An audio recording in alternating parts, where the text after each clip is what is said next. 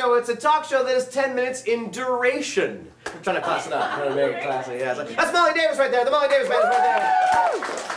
So good. Hello. Welcome. Hi. Oh, it is May 22nd right now. It feels good to be May 22nd. People love dates. They're laughing already. Time going forward. And on this day in history, I don't know if you know this, this day in history, Sweden and Prussia had the Treaty of Hamburg. And I'm going to level with you. I did not eat dinner. I blanked on the punchline to that. I did not feel good. You know, let's just move on. Okay, we'll try next one. 1947, the Truman Doctrine aids, sending aid to Turkey and Greece.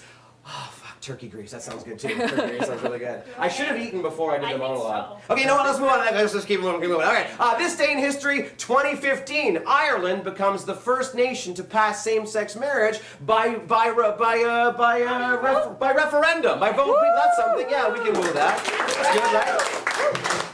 You know what? That's pretty tasty. I feel much better already. I feel very good. I thought there was going to be a potato joke. You thought it was going to be like a gay potato joke? No, just a potato joke. Because you're hungry. There's not. I'm just happy that Irish gay people can get married, frankly. That's all. That's fair. There's no punchline there. Too. Hey, speaking of delicious gay things, let's meet your first guest, shall we? No. That's a good segue. Trust me. Quite possibly one of the most important LGBT activists that Canada has ever made. That's a true thing. He's the founder of the Canadian Centre for Sexual Gender and Diversity, and I'm actually very honored to call him a friend of mine. Please welcome Jeremy Diaz. Jeremy! I'm so happy to see you too. Oh my god. You are still handsome and still doing things. There's a lot of makeup on my face. It's all an illusion. No, it's true. Magic. It's not true. It's true. This is a handsome person with or without makeup. Oh, thank you. Now, enough about the U2 song. Now, anybody who's in the LGBTQ activism game knows who you are. Anybody who's involved in that knows who you are. You draw a lot of water in that thing. You swing a lot of pipe. What? I don't know what that means. You're an important. You're an important guy in the cause. Let's be real. Yeah, my boyfriend's watching and he's like swinging pipe. What is he doing away? I don't know. But for those who don't know who you are, they probably know of your work. This gentleman here and his organization, that's why you know about Day of Pink. It's the Day of Pink people. That's your baby. Yeah, that's what we do. Yeah, you should applaud that. Of course. Yes. That sound cue was correct. So was there a moment in time when you knew for sure that this Day of Pink thing was huge? Was there a landmark where you're like, wow, this thing has really arrived? You know, there wasn't a moment. It's really been a series of moments. Like, we get to go to work. We do workshops every day in schools. Like today, we were at this Franklin school up in like the middle of nowhere in like northern GTA, north of Bloor. Oh, some people are like, I would never travel pretty north of the wall. Very That north. sounds. North of the wall. Yeah, but it's actually so far that you go to the end of Finch and you get off at Finch and then you take another bus called a Viva bus and you just keep going, right? And then it stops and it turns into something else. And we went to the school and kids were wearing pink. And I walked up to a kid and I'm like, why are you wearing pink? And they were like, well, because it means that I should be nicer to other people. And I was like, that's awesome. Because I don't know if you know the story of the pink, but pink wasn't a color that was really popular. It wasn't popular until it was used in World War II by the Nazis to brand LGBTQ people. That was the first time in history that pink was a color, and it was used as a symbol of oppression. So to see it now as a symbol of hope and optimism and love those are the moments I live for. That's exactly it what was I'm really talking about. powerful. And that's why we love you so much. That's so impressive because you're a doer. You get things done. Success. So now you had the gay sweater, which was a big success, and everything else. It got a lot of attention. So you're a thinker, you're a doer, you're an accomplisher. You get things done. What's next for you at the center? What are you folks working on next? Oh my gosh. Okay, so in a couple days from now, May 22nd, which is today's date. A couple of days from May 22nd. Go on. All of the LGBTQ politicians at the municipal, provincial, federal, and territorial level are coming together in Ottawa. And, like, you're thinking, oh my gosh, like, in Toronto, there's 44 politicians at the city council, right? Plus all the other city councils, plus all the other... There's only 33 openly LGBTQ politicians in our country. Wow.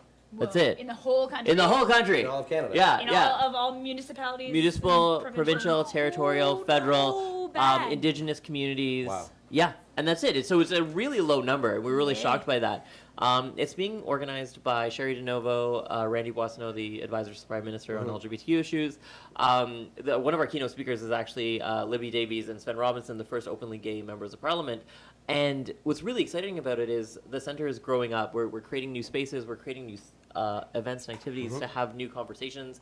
And we're not just focusing on youth. We're also working with adults. Yeah. We're doing a lot of work in unions. We're doing a lot of work in workplaces and making the country a safer and better place. So it's really exciting. And we're hoping to light fires under people so that they feel motivated and excited. Which you have done, and you continue to do, and you will do again. Yes. But the question is, can you handle 10 quick questions? That's the I can do it. I had 3 sentences on deck, and I mashed them all together. Roll the tape back. It's ridiculous. Here we go. So you know how this works. You've watched the show. You've seen the show. It's 10 quick questions. Don't overthink it. Molly decides if you get them right or wrong. Let's do this thing. So here we go. First question for Jeremy Diaz. Who would you rather have on your personal outgoing message? Cameron Diaz or Jeremy Irons? I don't know who either of those people are. You have to pick one. That's how this works. So you're wrong. Okay, this is not going to go well. I'll never do that. I want you to stop me when you figured out what I've listed. What am I listing? The Iron Sheik, the Junkyard Dog, Jake the Snake Roberts, Superfly Snuka, The Undertaker, The Rock, John Cena, Hulk Hogan, John Cena. You know I'm younger than you, right? Like a lot younger. I just said Hulk Hogan. This was me too. Oh, God. What am I listing? I have no idea. I don't know what you're talking about. Help him out. Okay. Wrestlers. As a gay man, you'd think I would know men who are grabbing and holding each other men. But Okay. no, not very. This is you're gonna plot anyway, sure. This is a prediction question for you. You can say whatever year you want. The NHL will have its very first openly gay captain in what year, Jeremy? What's the NHL? The NHL is hockey. That was funny. That was a joke. Did you get it? LGBTQ2SIA. Name a lesser known letter that I missed. I. Intersex. Intersex. Yeah. That checks out. That's good. I thought you were going to say pansexual, so that's why the next question is, name a bad movie that critics panned or that you actually like. Oh, I really liked Hurricane overthinking. Bianca. Okay, what was it, sorry? Hurricane Bianca. Hurricane Bianca? No idea.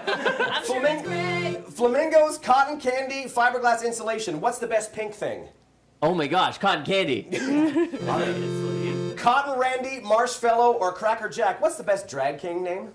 Oh, maximum capacity. Maximum capacity? Apparently that checks out. It wasn't on the list, but we'll let it go. Yeah. You know your stuff.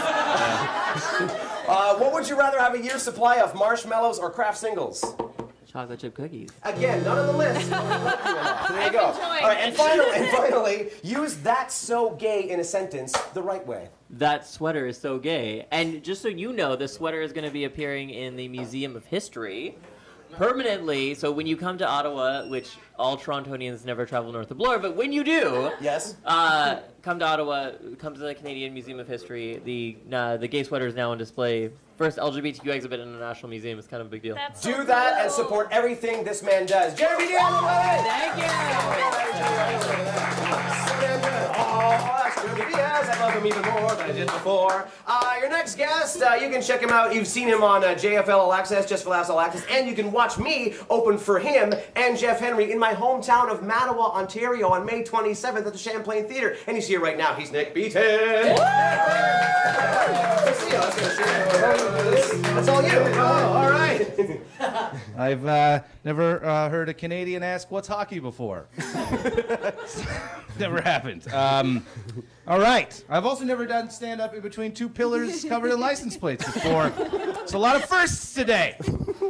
I'm going to talk about Trump for a minute because I still can't believe that he got elected president. I find that insane. It's the reason why I don't think old white people should be able to vote. I think if you're going to die within 15 years of the election you're voting in, you shouldn't be allowed to vote in it. So that decades later, somebody else has to come and pick up the pieces.